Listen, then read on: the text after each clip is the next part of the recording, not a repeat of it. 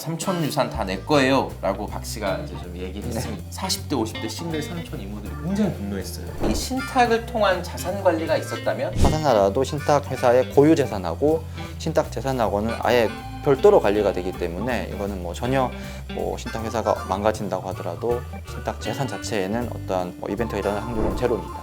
이게 굉장히 좀 안전장치가 될 수 있죠. 안녕하세요, 브릿지입니다. 오늘 브릿지는 최근 논란이 되고 있는 박수홍 씨와 관련된 얘기를 해보려 합니다. 자, 여러분들 브릿지가 왜 연예인 얘기냐 이렇게 궁금하실 수 있을 것 같은데요. 저희가 신탁 관련한 얘기를 꺼내기 위해서입니다. 자, 박수홍 씨와 신탁이 무슨 관계냐, 또 신탁이란 게 대체 뭔데 이렇게 얘기를 하냐, 이렇게 질문을 던지실 수 있을 것 같은데요. 이 신탁을 통한 자산 관리가 있었다면 박수홍 씨 같은 경우 이번 논란을 막을 수 있었고 또 향후 일어날 논란도 막을 수 있었다라는 얘기를 저희가 들어서입니다. 그래서 신탁의 활용 지점을 여러분께 얘기를 해보고자 합니다. 자, 오늘 저희가 전문가 모셨는데요. 자, 신영증권 패밀리 헤리티지 본부의 이영훈 세무사님 모셨습니다. 네, 세무사님 안녕하세요. 네, 안녕하세요.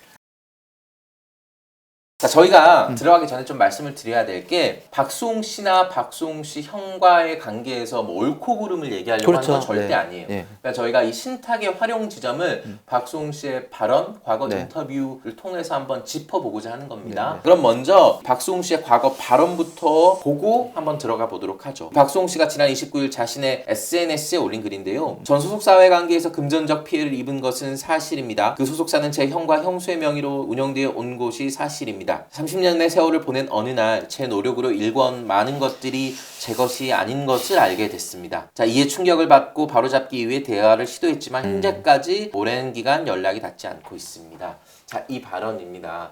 자, 이 여기에서 네네. 우리가 신탁을 어떻게 활용할 수 있는지 볼게요. 그러니까 자기 재산을 지키기 위해 신탁을 어떻게 활용할 수 있는지. 네. 그러니까 저희가 아무래도 이제 부동산 네, 그렇죠. 그러니까 네. 자, 내 이름으로 된 건물이나 토지, 네, 네. 부동산이 있다고 했을 때 네. 함부로 명의를 바꿀 수 없는 방법이 있다고 하는데 어떻게 네네. 하는지 궁금해요. 연예인 이슈가 되니까 말씀을 드리게 됐는데 일반 대중분들도 사실 막대한 부를 읽었어도 한 번에 이제 뭐 잃어버린다던가 탕진한다던가 사기당한다던가 이런 경우 굉장히 안타까운 사례들이 많은데요. 그래서 이런 경우 볼 때마다 또 신탁이라는 좀 보호 장치를 마련해 뒀으면 조금 더 수월하게 자산 관리가 되고 보호를 하면서 나중에 대대에 돈을 물려줄 수 있게끔 할 수 있는데 좀 아쉬워하고 있었는데요. 기본 개념부터 간략히 설명을 드리면 위탁자가 있죠. 재산을 맡기시는 분이 있고 어떤 목적을 달성하기 위해서 이제 신탁사, 신탁회사에 수탁자의 재산을 맡기죠. 그렇게 되면 이 신탁회사는 신탁 자체가 계약 관계로 이루어져 있기 때문에 그 계약서에 적힌 내용대로 뭐 신탁 재산, 특히 뭐 부동산이면 부동산을 보관하고 관리하고 경우에 따라서는 뭐 운용하고 그다음에 처분까지 할 수 있고 물론 이제 위탁자가 원하는 바에 따라서 또 이어서는 상속이나 증여로 이제 자산 승계까지 이어질 수 있는 그런 역할들을 할 수가 있는데요. 특히 이제 이러한 박수홍 씨 사례 같은 경우에는 예를 들어서 부동산이 있다라고 했을 때 신탁사에 신탁을 하는 거죠. 부동산을 맡기게 되면 이제 신탁사로 이제 명의가 바뀌어요. 신탁 등기가 된다고 하는데 네. 등기부등본을 떼어보면 예를 들면 신용증권이니까 신용증권으로 바뀌거든요. 네. 신탁 등기. 네. 근데 이거는 등기부등본상 보면 누가 봐도 이건 신탁을 위해서 관리를 위해서 맡겼다라고 하기 때문에 맡겼지만 온전히 저희 것은 아니고 실제로 이제 위탁자있게 되는 거죠. 근데 다만 이제 보관이라든지 관리라든지 처분이라든지 운용 이런 것들은 위탁자가 원하는 대로 할 수가 있게 되는 거예요. 이번에 좀 네. 보면 그러니까 박수홍 씨가 원했던 거는 네. 자기 이름은 그대로 살아 있고 명의가 그대로 네, 살아 네. 있고 네. 매니저나 뭐 회사에 수익을 배분해주고 싶어 네, 했던 네. 것 같아요. 예, 예. 그거를 신탁으로 어떻게 활용할 수 있을지 궁금해요. 네, 그래서 만일에 이제 부동산에 맡겼다라고 하면 임대 수익이 발생할 거잖아요. 네. 그렇게 되면 이 신탁 회사는 뭐 임대 시설 관리도 다 해주고 이제 거기서 나온 임대 수익까지 이제 신탁 계좌에 쌓일 거예요. 네. 그렇게 되면 신탁 계좌에 있는 뭐 얼마 금액은 일정 금액을 매니지먼트사에 주고 뭐 매니저에도 주고 예를 들면 또 가족에게 주고 이렇게 다 세팅을 해놓는 거죠. 그렇게 계약을 되면 미리 해놓는 네, 거죠. 그렇게 되면 신탁 회사는 그대로 이제 위탁자만 보고 있기 때문에 네. 그대로 이제 지급을 해주고 계속적으로 쭉 운용할 수가 있는 거죠. 그리고 부동산 자체 이제 건물이라고 하면 건물 자체는 위탁자의 동의 없이는 절대로 팔 수 없게끔 되어 있기 때문에 임의대로 이제 넘어간다거나 제3자에게 네. 그런 예. 경우는 있을 수가 없게 되는 거죠. 자, 궁금한 게 네. 뭐 인감 도장도 다 맡기고 네. 뭐 모든 권한을 다 넘겨버리는 수도 있을 것 같아요. 너무 바쁘다 보니까. 네네. 근데 신탁 계약을 만약 했다고 치면 예, 예. 그런 도장이나 뭐 위임장 같은 게 있어도 네네. 함부로 이렇게 할 수 없나요? 어떻게 되나요? 네, 사실 뭐 굉장히 위험한 네. 방법일 수 네. 있잖아요. 그런데 이제 신탁 회사에서는 애초에 계약할 때도 그렇고 네. 본인 확인이 되지 않으면 이런 네. 거 자체는 계약이 뭐 돈이 지급하고 인출되고 네. 부동산을 처분하고 뭐 이런 것들이 다 할 수가 없기 때문에 본인의 의사를 저희가 정확히 확인을 하고 행위 따라 진행이 되기 때문에 네. 뭐 그런 것들 아무리 도장만 가지고 있다고 하더라도 네. 뭐 저희가 함부로 내어질 수는 없죠. 뭐 전화해서 직접 확인하고 이런 거 하나요? 뭐 그런 네. 것도 실제로 있습니다. 확인하고 네. 아. 가능하면 직접 방문하시기를 최대한 말씀드리고요. 내 돈을 신탁 회사에 맡긴 거잖아요. 네. 그러니까 뭐 그렇죠. 나의 자산을 맡긴 예, 예. 거잖아요. 네. 신탁 회사 파산하면 어떻게 되나요? 아, 저희가 이제 많은 분들이 이런 질문을 하시는데 네. 안심해도 되실 게 신탁법상에 나와 있는 부분이거든요. 그래서 신탁 회사가 파산하더라도 예를 들면 뭐 그럴 일은 쉽진 않지만 파산하더라도 신탁 회사의 고유 재산하고 신탁 재산하고는 아예 별도로 관리가 되기 때문에 이거는 뭐 전혀 뭐 신탁 회사가 망가진다고 하더라도 신탁 재산 자체에는 어떠한 뭐 이벤트가 일어날 확률은 제로입니다. 추가적으로 말씀드리면 이 신탁 재산에 대해서는 신탁사 명의로 돌아와 있기 때문에 이 원 소유자 위탁자 명의로 되어 있는 어떤 뭐 재산권에 대해서 강제 집행이라든지 어떤 뭐 담보권 실행을 위해서는 어떤 경매가 들어올 수도 있고 또 뭐 체납되거나 했을 때 뭐 체납 처분이라든지 보존 처분 이런 것들이 있는데 그 신탁 재산에 대해서는 들어올 수는 없습니다. 이게 굉장히 좀 안전장치가 될 수 있죠. 사실 이런 목적으로 신탁을 맡기시는 분들도 굉장히 많습니다. 자, 그다음 네. 진짜 발언을 좀 볼게요. 이게 9년 전 인터뷰 내용인데, 자, 이게 내용을 보면 조카가 와서 자, 삼촌 유산 다 내 거예요 라고 박 씨가 이제 좀 얘기를 했습니다. 이거 보고 사실 네. 이게 지금 최근에 알려지면서 네.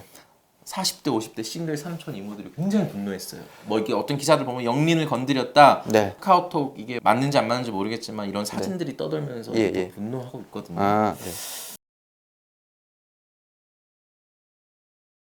그래서 제가 궁금한 게 네.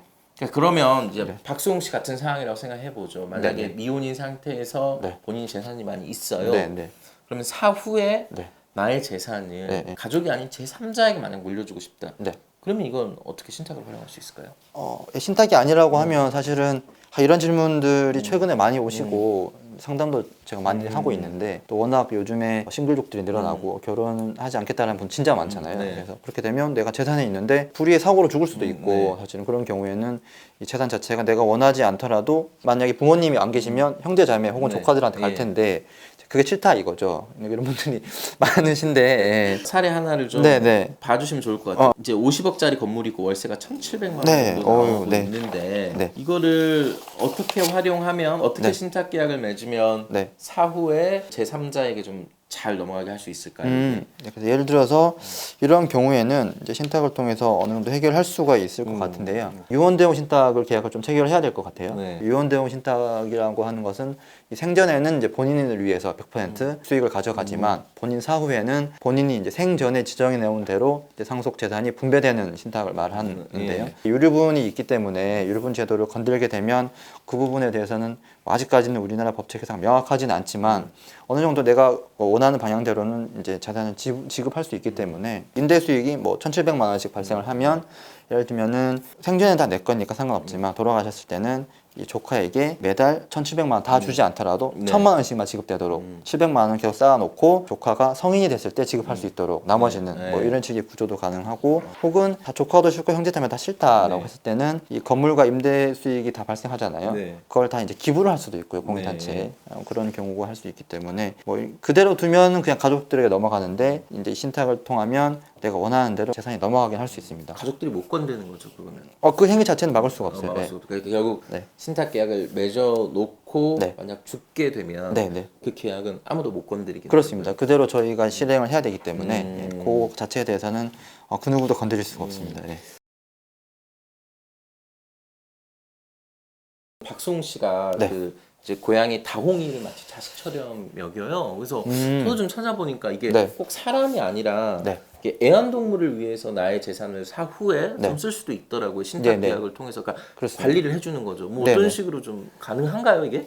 예, 이게 실제로 지금 뭐 해외에서는 많이 실행되고 있고 우리나라에도 이런 상품이 있어요, 실제로. 아 있나요? 네, 이를테면 뭐 펫신탁이라고 해서 이런 네. 것들이 있는데 어떤 거냐면 사실 내가 재산이 있는데 반려견, 반려묘들이 지금 인구들이 많이 늘어나고 있고 실제 가족처럼 느끼잖아요. 네. 신탁 계약을 통해서 내가 사후에는 만약에 이제 강아지라든지 고양이가 있다라고 했을 때 또 다른 주인이 이제 발생하거나 또 단체로 갈 거잖아요. 다른 이제 소유주나 단체들에게 내가 죽고 난 이후에 매달 얼마씩 지급되도록 할 수 있는 구조를 설계를 할 수도 있고요. 뭐 그래서 금전적인 지원을 계속 내가 사후에도 지급할 수 있는 그런 신탁 설계를 할 수가 있는데 뭐 사실 동물들에게 직접 돈을 줄 수는 없으니까 이런 식으로 소유주들한테 수익권을 계속 지급할 수 있도록 이런 식의 구조를 설계를 통해서 내가 죽더라도 관리가 될 수 있도록. 그러면 진짜 실제로 네. 애완동물한테 자신의 뭐 전 재산을 이렇게 신탁하는 네. 이런 사례가 있는지 궁금해요. 국내에서는 아직까지 그렇게 많지는 않은 걸로 알고 있는데요. 해외 사례를 보면 뭐 최근에서도 방송에 나왔던 적이 있는데 룰루라는 강아지가 있는데 어떤 미국인 기업가분이 돌아가시는데 이제 가족이 없으니까 55억 정도 되는 금액을 이 룰루를 위해서 써라라고 이제 신탁을 맡기신 거죠. 그래서 그냥 룰루를 위해서 이외에 사람이 이제 돈을 받게 되는 거니까 어쨌든 강아지 자체가 돈을 받을 수는 없고 근데 그 용도 자체를 강아지를 위해서만 쓸 수 있게끔 예를 들면 먹이라든지 음식이라든지 혹은 뭐 여러 가지 뭐 아이템도 많잖아요. 혹은 건강을 위해서 병원비라든지 이런 것들을 위해서만 쓸 수 있게끔 증빙이 돼야지만 이제 인출이 가능하게끔 이렇게 구조를 한 거죠. 어떤 행위하고 돈이 필요하거나 영수증이 주면 이제 돈이 인출되고 그러니까 사실은 그 목적을 위해서만 사용이 될 수밖에 없겠죠. 다음으로 저희 구독자분들 중에도 사실 사연을 보내주신 분이 있어요. 저희가 한번 읽어볼게요. 이게 37살 여성분이고요. 이 최근에 이제 조카랑 같이 있는데 동서가 행복하려면 큰엄마한테 잘해. 큰엄마가 돈 많이 벌어준대. 이런 식으로 말해서 기분이 굉장히 상했습니다. 조카가 눈에 밟히긴 하는데 이 동서만 생각하면 죽어도 내 재산을 물려주기 싫은데 좀 조카에게만 돈이 좀 제대로 쓰일 수 있는 방법이 있을까요? 이런 질문을 주셨어요. 그러니까 사실 이번에 그러니까 꼭 미혼족뿐만이 아니라 그렇죠. 결혼을 했더라도 아이가 없는 분들도 이번 사건을 보고 분노하시는 분들이 꽤 있더라고요. 그래서 이렇게 좀 신탁을 활용해서 설계하는 방법을 좀 나눠서 좀 설명을 해주세요. 신탁을 활용하면 당연히 조카에끔 이제 쭉 그 자금이 갈 수 있도록 설계를 할 수 있고요.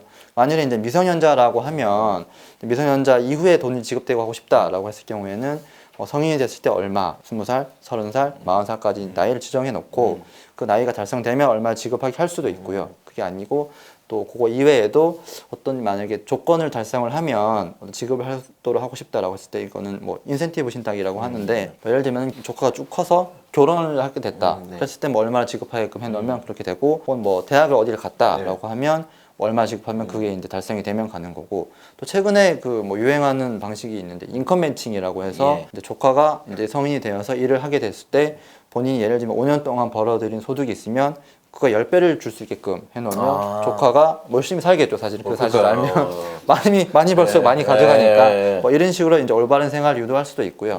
또 혹은 조카가 있는데 또 주변 사람들이 또 신탁이 있다는 걸 알면 이제 어머니나 이런 분들이 가져가려고 하시거나 욕심 내실 수도 있잖아요. 그런 경우에도 사실 미성년자일 경우에는 이제 친권자가 있기 때문에 친어머니가 있기 때문에 애매한 부분이 있을 수는 있지만 그마저도 예를 들면 인출할 때 그 어머니가 아닌 혹은 뭐 아버지나 혹은 또 제3자의 할아버지나 할머니 뭐 또 혹은 다른 분들의 동의를 통해서만 인출될 수 있게끔 하면은 마음대로 이제 조카가 빼고 싶어도 할 수는 없겠죠. 그런 식으로 자금이 올바르게 전달될 수 있도록 할 수 있는 구조를 설계할 수 있습니다. 마지막으로 한마디 여쭤볼게요. 가족 간 갈등, 재산 문제, 뭐 갈등이 굉장히 심한데 그렇죠. 이런 갈등을 막기 위해서 신탁이라는 게 어떻게 쓰일 수 있는지 마지막으로 한마디 이렇게 말씀해 주시면 될 것 같아요. 특히 이제 일본도 그렇고 미국도 그렇고 영국이나 이런 데들은 신탁이라는 제도 자체가 굉장히 이제 대중화됐고 일상으로 이제 쓰고 있거든요. 특히 뭐 최근에 이제 상속증여 이런 문제들이 굉장히 관심 많으시고 또 유류분 이슈도 많이 발생하고 뭐 이혼 이런 문제는 뭐 굉장히 비리비재하고 이런 분들이 있으세요. 다 재산 문제고 사실 돈 문제잖아요. 그래서 이게 이런 것들은 사실은 당사자가 해결하기가 쉽지가 않고 미리 좀 보호 장치를 마련해 놓고 제3자인 뭐 독립된 기관에서 집행을 해준다든가 중재를 하지 않으면 해결할 수 없는 문제들이 굉장히 많기 때문에 좀 어떤 이런 가족 간의 갈등이라든지 재산권을 둘러싼 문제들이 예상이 되신다면 또 신탁 제도를 좀 고민해 보시고 이를 활용할 수 있는 방안이 굉장히 무궁무진하기 때문에 경우에 따라서 안전 장치를 잘 마련해 두고 남은 여생을 잘 사시던다든지 가족 간의 행복을 좀 도모하셔야겠죠. 그런 관점에서 신탁을 좀 우리나라에서 좀 대중화됐으면 좋겠어요. 네, 오늘 세무사님 만나서 이 박수홍 씨 사례에서 신탁을 어떻게 활용할 수 있는지 한번 알아봤습니다. 신탁 관련해서 사실 개념 자체가 조금 어렵다고 생각하시는 분들이 있을 것 같아요. 저희가 이전에 브릿지에서 다뤘던 내용들이 있습니다. 저희가 띄워드릴 테니까요. 그 부분 다시 한번 참고해 주시고요. 다시 한번 말씀드리지만 오늘 저희가 박수홍 씨나 박수홍 씨 형 사이에서 어떤 그런 갈등 관계에 지금 놓여 있는데 누가 옳았는지 틀렸는지 얘기하려고 한 건 아니고요. 여러분이 신탁 활용해서 본인의 재산 또 자산 관리 어떻게 할 수 있는지 좀 보여드리기 위해서였습니다. 그래서 앞으로도 좀 관심 가지고 지켜봐 주시면 좋을 것 같습니다. 그럼 저희 다음 시간에 다시 찾아뵙도록 하겠습니다. 감사합니다, 선생님. 감사합니다. 네.